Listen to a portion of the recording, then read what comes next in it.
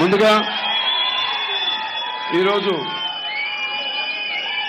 First frame entertainments విపో Srinivas గారు సమర్పించిన, రాజీవ్ రెడ్డి గారు, సాయిబాబా గారు నిర్మించిన, కృష్ గారు జాగరణముడి దర్శకత్వం వహించిన గౌతమి పుత్ర శాతకర్ణి ఇవాళ ట్రైలర్ లాంచ్కి ఇచ్చేసిన ప్రేక్షక దేవుళ్లకు, నా అభిమానులకు, అలాగే ఈ యొక్క ట్రైలర్ విడుదల కార్యక్రమాన్ని అన్ని ప్రాంతాల్లో వీక్షిస్తున్న తెలుగు ప్రేక్షకులకు, తెలుగు జాతికి, అలాగే ఈ కార్యక్రమానికి ఈనాడికి విచ్చేసిన మన తెలుగుదేశం పార్టీ కరీంనగర్ జిల్లా అధ్యక్షులు రమణ గారికి, అలాగే విజయ రమణారావు గారికి, పెద్దిరెడ్డి గారికి, డాక్టర్ సత్యనారాయణ గారికి, అలాగే ముఖ్యంగా మా సుధాకర్ రెడ్డి మా చిత్రానికి మొట్టమొదటి సినిమాని తీసుకుంది ఆయనే. అంటే ఎంతో విశ్వాసంతో, ఎంతో ధైర్యంతో ఆయన, అంటే మా అందరి మీద టీం, నేను ఏదన్నా ఒక సమిష్టి కృషిని నమ్ముతాను నేను ఎప్పుడు. ఎందుకంటే రెండు చేతులు కలిస్తేనే చప్పుడవుతాయి. అలాగే ఎంతో మంది అతిరిత మహారథులు ఇక్కడ సాయి మాధవ్ గారు ఉన్నారు, అద్భుతమైన సంభాషణల్ని రాయడం జరిగింది. ఇవాళ ఆయన జన్మదినం కూడా మీకు నా జన్మదిన శుభాకాంక్షలు తెలియజేసుకుంటున్నానండి. అలాగే పాత్రికేయులందరికీ, మిగతా ఈ థియేటర్ యాజమాన్యం శ్రీనివాస్ గారికి, అలాగే మేనేజర్ కమలాకర్ గారికి, అందరు కూడా పేరు పేరున ప్రతి ఒక్కరు కూడా నా హృదయపూర్వక కళాభివందనాలు తెలియజేసుకుంటున్నాను. చాలా సంతోషంగా ఉంది. ఎందుకంటే ముఖ్యంగా ఇక్కడ కరీంనగర్లో ఇది చేయడం, ఇక్కడ కోటిలింగాల వాళ్ళు పొద్దున వెళ్ళడం జరిగింది. అక్కడ స్వామి దర్శనం చేసుకుని, పార్వతీ సమేత ఈశ్వరుడి దర్శనం చేసుకుని ఆ తర్వాత ఈ లాంచ్ చేయడం జరిగింది ఈ ట్రైలర్. మరి ఆయన అమ్మగారు గౌతమి గారు పుట్టిన ఊరు కోట్లింగాల, అటువంటిది ఆవిడ ఇక్కడ పురుడు పోసుకుని మరి ఇక్కడ తన బాల్యమంతా గడిపి గౌతమి పుత్ర శాతకర్ణి, మరి తర్వాత ఇక్కడి నుంచి తన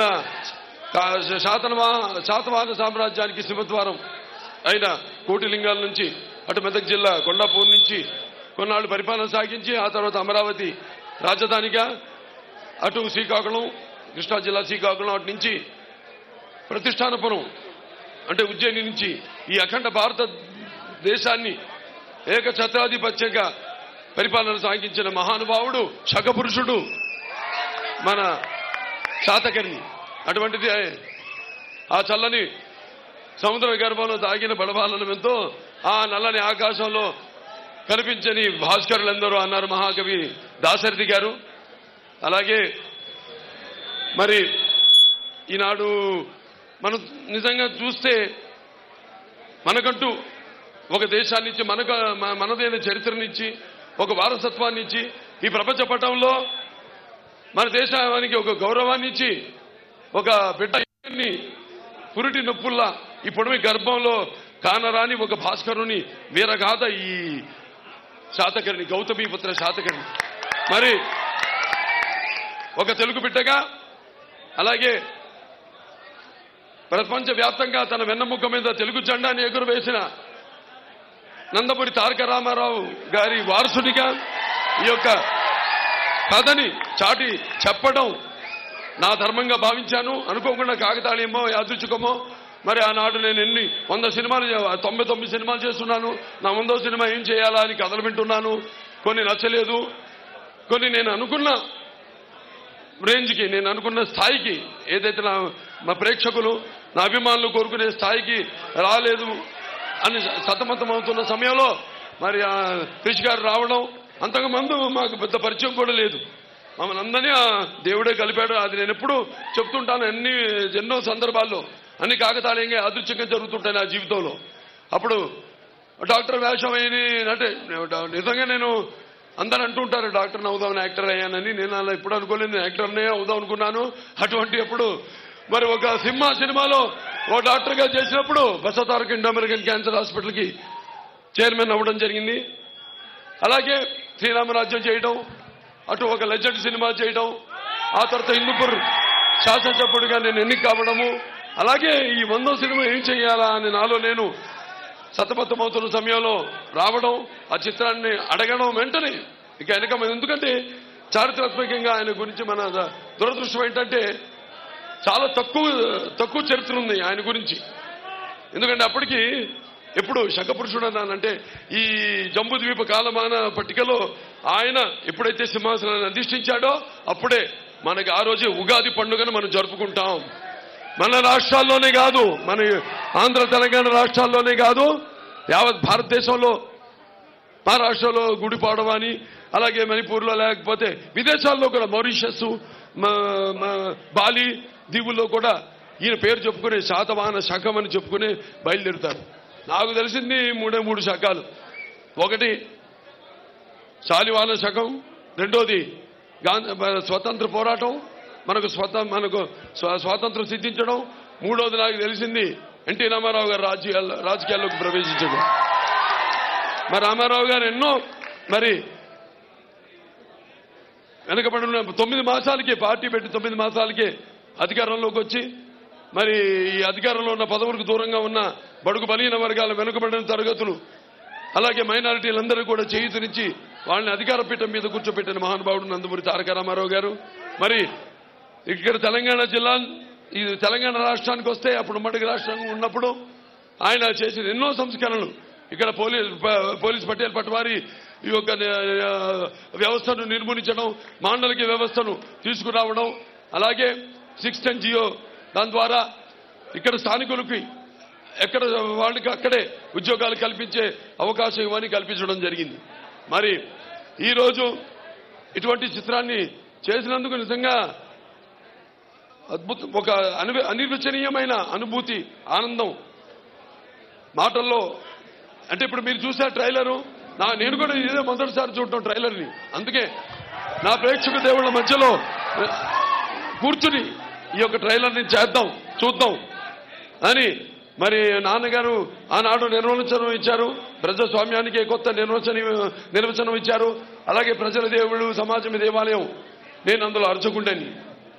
మరి ఆ మహానుభావులు ఎన్టీఆర్ అంటే అందరూ అనుకున్నట్టు కేవలం నందమూరి తారక రామారావు గారిని మాత్రమే అనుకోను. ఎన్నంటే నటనాలయం, ఆయన ఇల్లే ఒక నటనాలయం. అందులో ఆయన నటరాజ నరసింహుడు. టీ అంటే తార మండలంలోని తారక ధ్రువతారకుడు. ఆర్ అంటే రాజర్షి, రారాజు, రాజకీయ దురంధర యుగంధరుడు, రమణీయ రమ్య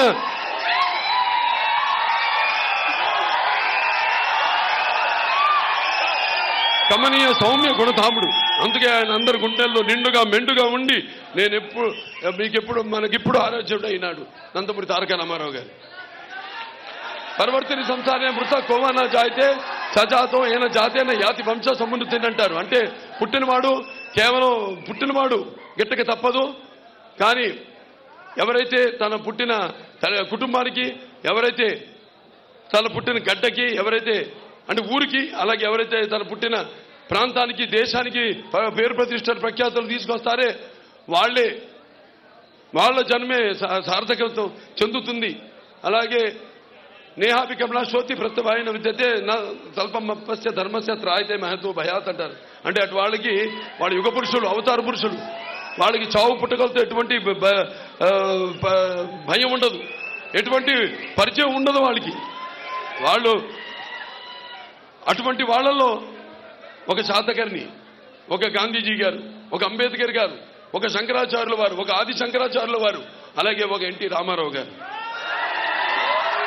ఎన్నో సినిమాలు చేశాను, ఎన్నో అంటే సాంఘిక సినిమాలు చేశాను, జానపద సినిమాలు చేశాను, చారిత్రాత్మక సినిమాలు చేశాను, అలాగే ఫ్యాంటసీ సినిమా చేశాను, ఆదిత్య 369, ఇలాంటి పౌరాణిక సినిమాలు చేశాను. ఇలాంటి అన్నీ చేసి నాకు ఇటువంటి బ్రహ్మాండమైన పాత్ర నాకు లభించడం అనేది నా పూర్వజన్మ సుకృతంగా భావిస్తున్నాను. ముందుగా అది నా తల్లిదండ్రులకు, ఆ భగవంతుడికి నా ధన్యవాదాలు తెలియజేసుకుంటాను. నాకు కరీంనగర్కి ఎంతో దగ్గర సంబంధం ఉంది. ఎప్పుడు ప్రతి సినిమా, ఏ సినిమా అయినా, నా సినిమా విజయవంతం అయినప్పుడు నా యొక్క జైత్రయాత్రలో ఇక్కడ నరసింహస్వామిని, అంటే ఉగ్రమైన మహర్షులు జలంతో సరతోముఖం నృత్యం భీషణ భద్రం నృత్యం నమామ్యం, ఆయన్ని దర్శించుకోవడం ధర్మపురి. నరసింహస్వామిని దర్శించుకోవడం ఒక ఆనవాయితీ. ఇవాళ మళ్ళీ వస్తాను. ఈ చిత్రం నాకు తెలుసు. ఈ చిత్రానికి ఎట్లాగైతే ఆనాడు ఒక కాలం ఎదురు చూసిందో కోలమానానికి, ఈ జంబూద్వీప ఎలాగైతే నాకు ఒక ఈ ప్రకృతి అష్టదిక్కులు లేకపోతే పంచభూతాలు ఎలాగైతే మాకు ఒక గుర్తింపు కావాలి అని ఎదురు చూసి శకపురుషుడు ఈ యొక్క శాతకర్ణి అవతరించాడో, అలాగే మా షూటింగ్ జరిగిన రోజులు కూడా ఎప్పుడు ఎటువంటి అంతరాయం కానీ ఎటువంటి ఆటంకం కానీ కలగకుండా నిరాటంకంగా అద్భుతంగా షూటింగ్ జరిగింది. ప్రకృతి కూడా సహకరించింది. ఒకనొక సందర్భంలో మధ్యప్రదేశ్లో పోయి షూటింగ్ చేస్తుంటే మొత్తం భారతదేశంలో అంతా వర్షం పడుతూ అవుట్డోర్ అంటే బయట షూటింగ్లు చేసే స్టూడియో బయట షూటింగ్లు జరుగుతున్న షూటింగ్లు అన్నీ కూడా ఆగిపోయినాయి. మా ఒక్క షూటింగ్ తప్ప మధ్యప్రదేశ్ మహేశ్వర్లో షూటింగ్ చేస్తున్నాం. ఏదో భోజన విరామ సమయంలో వర్షం పడేది. మళ్ళీ భోజనాలు అవ్వగానే మళ్ళీ మేమంతా సమాయత్తమైనప్పుడు మళ్ళీ షూటింగ్కి వెళ్దామని ఆగిపోయింది వర్షం. అలా ఎంతో అద్భుతంగా ప్రకృతి కూడా ఎంతో ఆనందిస్తుంది. ఇవాళ మా అందరి అదృష్టం. ఇవాళ నిర్మాతలు మా రాజీవ్ రెడ్డి గారు ఉన్నారు, బీబో శ్రీనివాస్ గారు ఉన్నారు, సాయిబాబా గారు ఉన్నారు. వాళ్ళంతా ఒక మంచి చిత్రాన్ని అందించాలి అని మంచి సత్సంకల్పంతో ఈ చిత్రాన్ని ఆరంభించడం జరిగింది. అలాగే ఇక కృషి గారు మన తెలుగు పరిశ్రమే కాదు యావత్ భారత చలనచిత్ర పరిశ్రమ గౌరవించదగ్గ దర్శకులు ఆయన. ఎందుకంటే ఇవాళ ఎన్నో సినిమాలు చేశారు ఆయన తెలుగులో. ఐదు సినిమాలు, ఇది ఆరో సినిమా. మనం చూస్తుంటాం. సినిమాకి ఎటువంటి పోలిక లేకుండా ప్రజలకి ఏదో మంచి సినిమా, ఒక కొత్తదనం సినిమాకి వ్యత్యాసం చూపించాలని, ఏదో కొత్తదనాన్ని అందించాలని ఎప్పుడు ఉవ్విళ్ళూరే వ్యక్తి మన డైరెక్టర్ కృషి గారు. ఆయన ఇవాళ మన తెలుగు చలనచిత్ర రంగానికి సంబంధించిన వ్యక్తి కావడం, దర్శకుడు కావడం మనందరి అదృష్టమని ఈ సభాముఖంగా తెలియజేసుకుంటున్నాను. అలాగే సాయి మాధవ్ గారు ఉన్నారు. సాయి మాధవ్ గారు మరి అద్భుతంగా సంభాషణల్ని, అంటే నేను చెప్పాను చారిత్రాత్మకంగా చాలా తక్కువ ఉంది. ఎందుకంటే ఆ రోజుల్లో ఈ చరిత్రలు లిఖించేవాళ్ళు ఫస్ట్ సెంచరీ ఆఫ్టర్ డెత్, అంటే 178వ సంవత్సరం. అప్పటికి ఎవరు రాలా మన దేశానికి. మరి ఎక్కువ చరిత్ర లేదు. వాళ్ళ అమ్మగారే శాసనం మీద చెక్కిచ్చింది, అది కాశీలో ఉంది. దాన్ని ఆధారం చేసుకుని పుస్తకాల్లో పెద్దలు కొంతమంది, ఆయన పేరు పరబ్రహ్మ శాస్త్రి గారు, పాపం ఆయన కాలం చేశారు. ఆయనకి సభాముఖంగా నా ఘన నివాళులు అర్పించుకుంటున్నాను. ఎందుకంటే ఆయనే మొట్టమొదటిసారి, ఆయన గుంటూరు జిల్లా చెనకొండూరుకి చెందిన ఆయన. ఇక్కడ తవ్వకాలు చేసి కొండపల్లి కోటిపల్లిలో ఆ నాణాలన్నీ కూడా బయటపెట్టి, పైగా ఈ శాతవాహనులు తెలుగు వాళ్ళు అని నిరూపించింది ఆయన. అలాగే రుద్రమదేవి, మన ఓరుగల్లు రుద్రమదేవి మీద కూడా ఎంతో పరిశోధన చేసిన వారు. ఆయనకి సభాముఖంగా నా ఘన నివాళి అర్పిస్తున్నాను. ఆయన ఆత్మశాంతించాలని. ఎన్నో అదృశ్య రూపాలు ఈ సినిమాని అలా ముందుకు తోసుకుంటూ ఇంత శరవేగంగా చాలా మందిని అమ్మలా ఈ చిత్రం అయిపోయిందా ఏంటి నిజంగా ఏదో అన్నారు మీరు, ఉగాది కానీ విడుదల సంక్రాంతి కానీ ఏంటి సినిమా అయిపోయిందా నిజంగానా అని ఆశ్చర్యచకితులయ్యారు అందరూ. వాళ్ళు ఇంత శరవేగంగా ఎటువంటి మరి పెద్ద చిత్రం, మామూలుగా అయితే 2-3 సంవత్సరాలు తీసుకుంటారు ఇటువంటి చిత్రానికి, పైగా కథలేని చిత్రం, అంటే చారిత్రాత్మకంగా చాలా తక్కువ తెలిసిన సినిమా. మనకి అశోకుడు గురించి విన్నాం, చంద్రగుప్తుడు గురించి విన్నాం, కానీ మన దురదృష్టం ఒక శకపురుషుడి గురించి మనకి తెలియదు. మరి మా ప్రయత్నం వల్ల ఏ సినిమా చేసినా సరే ఆ చిత్రం ద్వారా నాన్నగారు అన్నట్టు, నేను అన్నట్టు నరసింహనాయుడులో ఏంటిది, కళ్ళు మూసుకుని కనేది కళ, కళ్ళతో అభినయించేది కళ, నిద్రపోతున్నప్పుడు కనేది కళ, నిద్రపోతున్న సమాజాన్ని మేల్కొల్పేది కళ.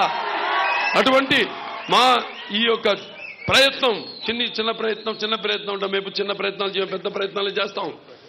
ఈ పెద్ద ప్రయత్నానికి ఎంతో పెద్ద మనసుతో ఆదరిస్తారని ఈ చిత్రం ఘనమీజం సాధిస్తుందని ఘంటాపదంగా చెప్పగలుగుతున్నాను.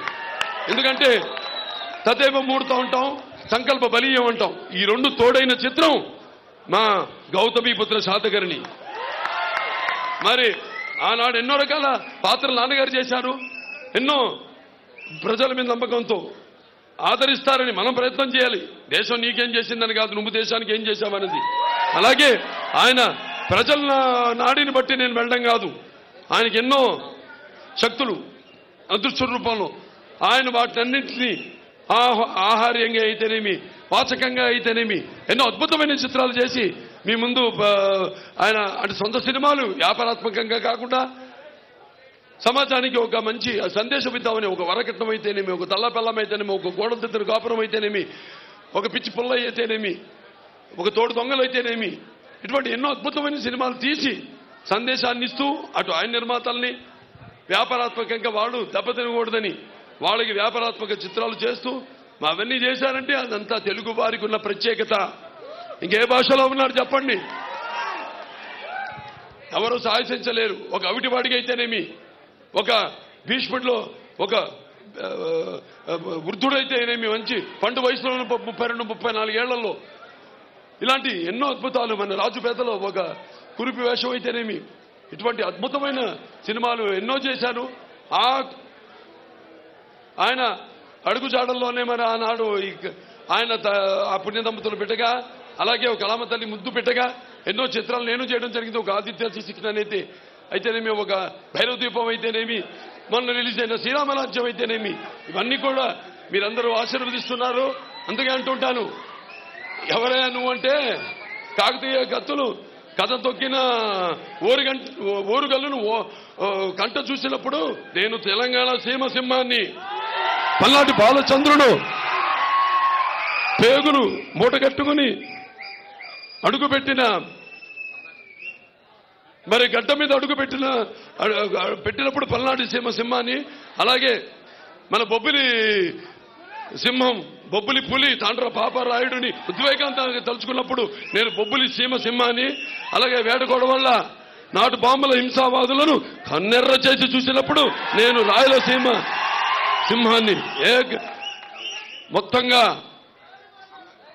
బసవరామ తారక పుత్ర నందమూరి బాలకృష్ణని, నాకున్న జ్ఞాన సంపదలలో బ్రాహ్మణుణ్ణి, ఐశ్వర్యంలో వైశ్యుడిని, మంచికి మాలని, మంచి చేతులు తిరిగే మాదిగని, కష్టాన్ని నమ్ముకున్న కమ్మరిని, కొమ్మరిని, కంసాలని, రాజుకుండి, నాయ బ్రాహ్మణుణ్ణి, కల్మషం లేని యాదవుణ్ణి, ఆపదలో ఆదుకుని వెలమని, వ్యక్తిత్వంలో రాజుని, అమ్మను మరిపించే కమ్మని, పౌరుషంలో రెడ్డిని, ముతబలలో కాపుని, అన్ని కులాలు ఆదరించే మీ బాలకృష్ణయ్యాని, ఇంకా మీరిస్తున్న ఈ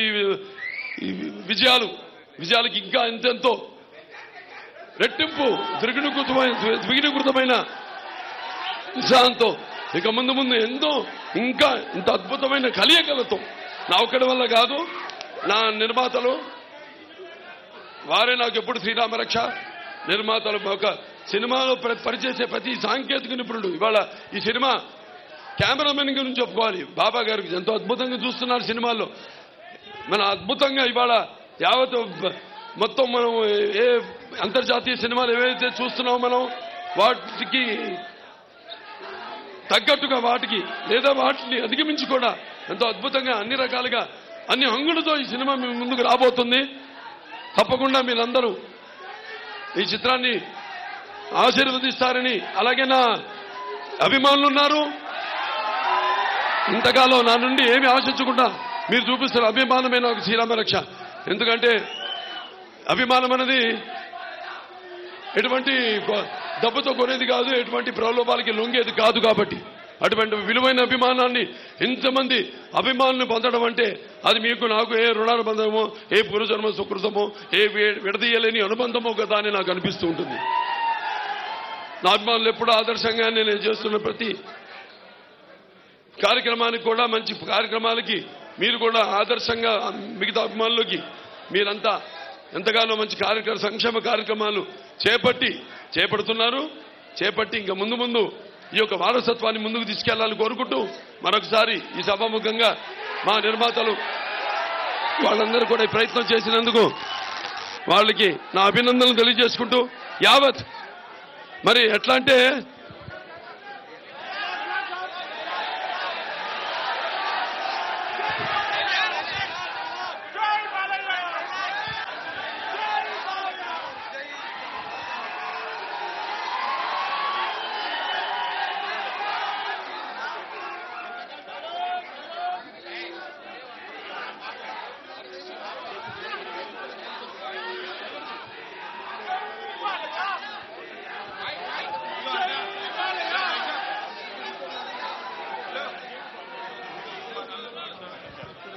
నూతన నిర్మాణమైన భారత రాజ్యాంగాన్ని పరదేశీయుల నెతృత్వ ప్రక్షాళన చేద్దాం.